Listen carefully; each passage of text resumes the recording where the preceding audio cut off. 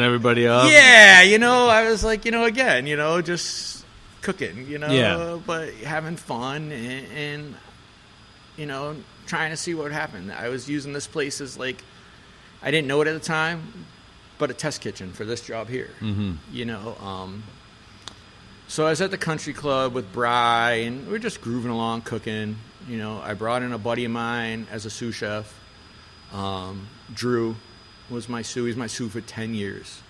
And that's how long I stayed at the club. Wow. And the first 5 years at the club, the first year I was at the club, the Dunkin' deal was still fucked up at the deli barn. Yeah. The neighbors were fighting it. Now, meanwhile, I had a major life change. I met the woman of my dreams. Heard. I met Emily in 2007, right after I took the chef job at the club, or maybe right as I was training. I met her in September, so it was right around then. Never thought I was going to have a family. Never thought I was going to have kids. Nothing mattered to me. I played poker. I cooked. I worked. That's it. That's all that mattered to me. I meet this girl. Changed my life. Yeah. Absolutely changed my life. Saved my life. She literally saved my fucking life, Dave. I would be dead right now if I did not meet Emily. Like, not to get heavy on everybody, but I was pushing 500 pounds. Yeah. I never went to a doctor. Never took care of myself. Had high blood pressure. Smoking blunts like they were free. Yeah. Eating anything that came out of a fry later. Exercise was not a thing. Mm-hmm.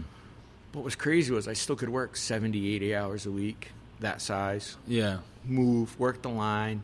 I'd carry 70 pounds of laundry up to the third floor. Like, I didn't know I was that big. Like, I had no idea. Yeah. I fell head over heels in love with this girl. Like, beyond. When you meet the one, like, like, she's the one. She's like she's my everything, still to this day. She had a little daughter, Serena, 6 years old, fell in love with the little girl. And I never looked back. And I just cooked. Was with her. She's not a foodie, which is great. That's probably why it saved my life, because she was not into food at all. She waitressed and worked at a tanning salon, but was not into food. Because if she was, it would probably have been the death of me. Because then, she was like, every time I wanted to go out to eat, she's like, do we have to go out to like a crazy meal again? Yeah. We just went out to breakfast. Yeah. She like grounded me. But I was working at the club. We had our son, Wade, I think we were together like a year and a half. Yeah. We had our son, move in together, and I decided I'm going to get gastric bypass. I got to do something, because I'm going to die. And kids are fucking horrible. Now Serena's my daughter, and she's 10. I don't want her, and as Wade gets older, to be made fun of because their dad's a big fat guy. Heard.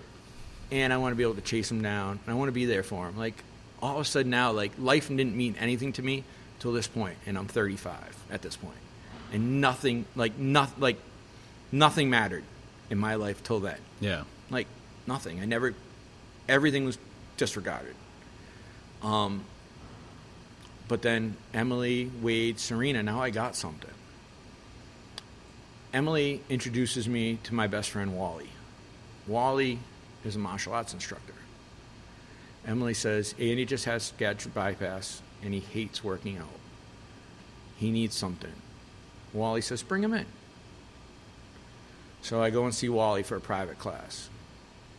Wally hands me a 2X shirt. He says, when you can fit into this, I'll teach you how to fight. He says, now we're going to do cardio. And he pulled out a deck of cards. And he goes, each suit is an exercise. Pick 4 exercises. So I did. Sit-ups, squats, lunges, punching, running in place. He says, when I turn over a card, whatever that is, that's how many you're going to do. So if I turn over 5 of diamonds and it's sit-ups, you're going to do 5 sit-ups. My first class, I could do 9 cards, and I almost died. I fit into the T-shirt 3 months later, and I could do a deck of cards. I was going twice a week. Well, I says, all right, now I'm going to teach you martial arts. I'm going to teach you how to fight. And he introduced me to a mock. Mm-hmm. A mock was created by this guy, Tom Sodas, out of Rhode Island. He's an edged weapons knife fighter. Okay. Considered one of the best in the world. Okay. A mock is a mindset. A mock is analytical combat, but also how you think, how you train, how you prepare yourself, how you evaluate, how you learn. It's based on triangles. Green triangle, blue triangle, red triangle. One is training, one is practice, one is opposition. I started learning those principles. I started playing with edged weapons, with Wally. I was really good at it, and I loved it. It was my new addiction. I was dropping weight like crazy, working out.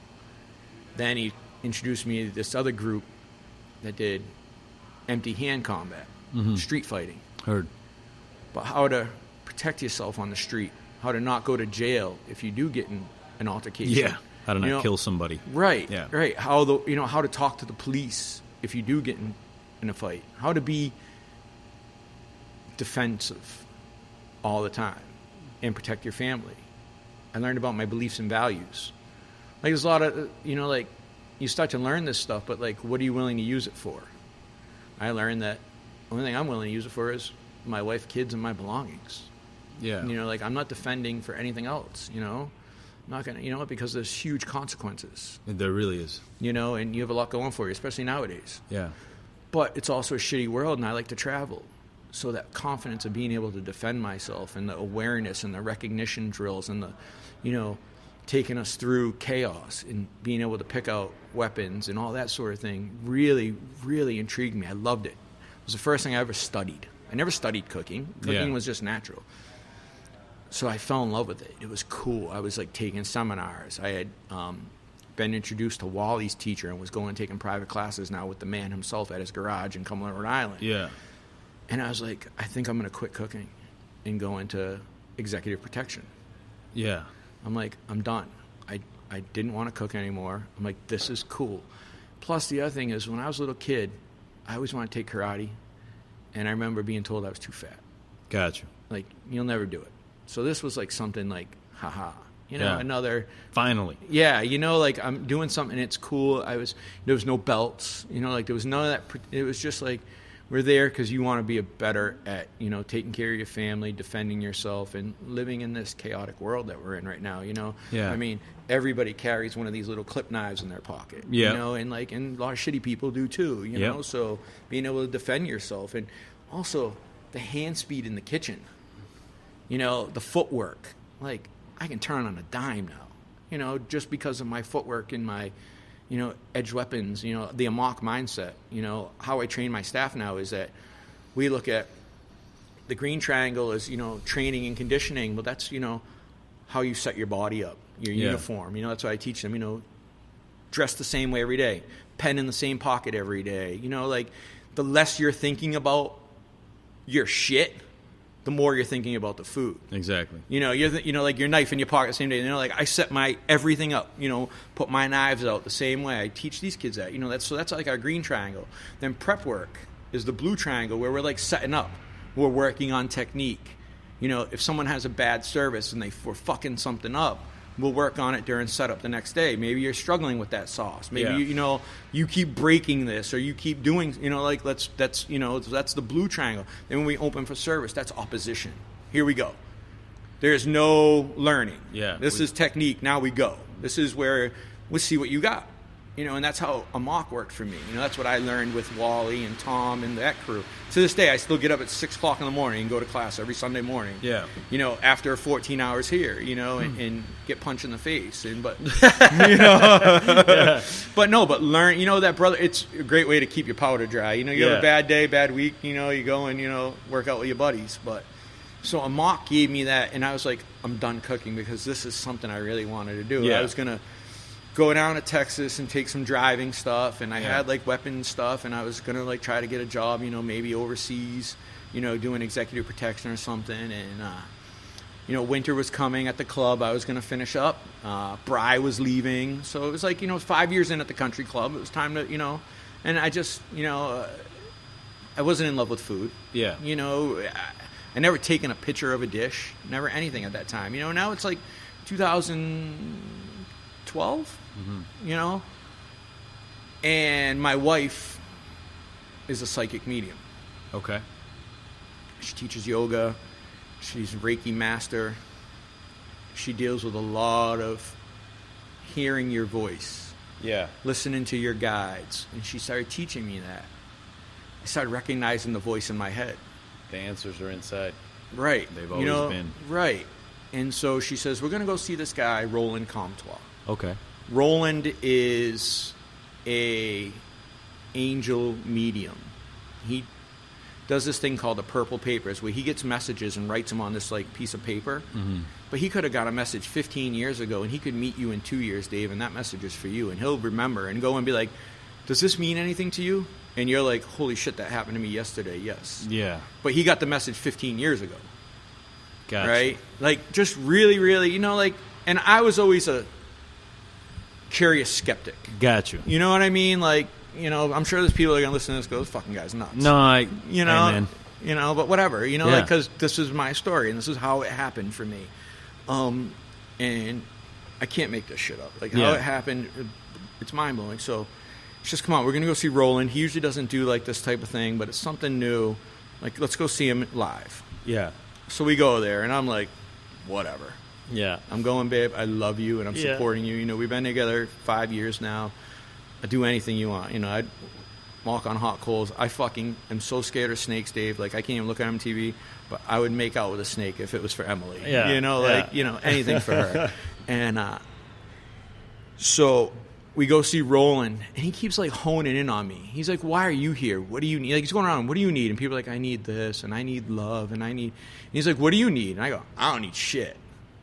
He's like, you don't need anything? I don't need anything. He goes, what do you have? And I look at my wife, I go, I got love. He goes, you got love? He goes, yeah, I can tell you got love. You got a lot of love. He goes, matter of fact, why don't you give some to that guy? Give some to that guy. He goes, something's great with you. He goes, you got, yeah, you know. And then he goes through his thing, and he's doing more, and he keeps, like, coming back to me. And then he's like, there's this crazy energy in here I've never felt before. And all of a sudden, I get this really weird feeling go through my body. And the only time I've ever had this feeling was the first time I hugged my wife. I hugged my wife, and it was like being electrocuted. Yeah. The only time I ever had this feeling again was right in there in that moment.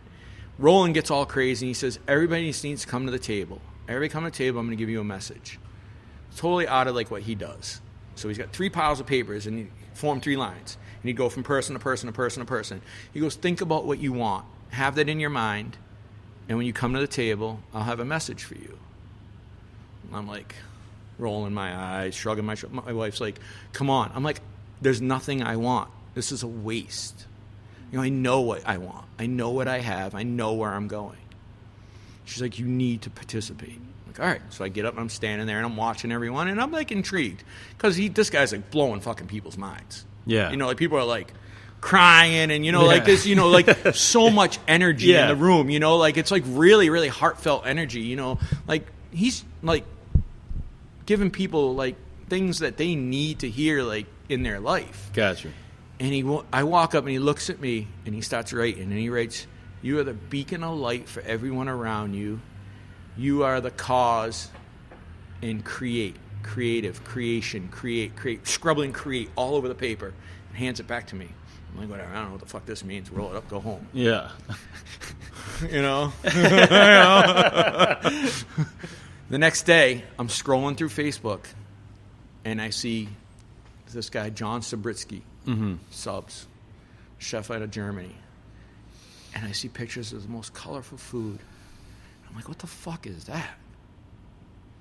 And then I see this dude, Michael Langdon, who was a country club chef in Philly. Mm-hmm.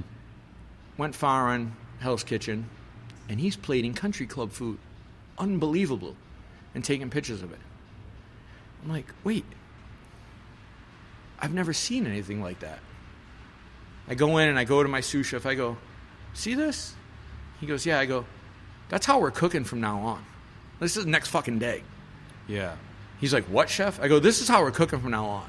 And it's like spherification and just, you know, like fluid gels and, you know, just like really technical shit that I've never seen before. Yeah. I just start cooking it. I got to start doing it.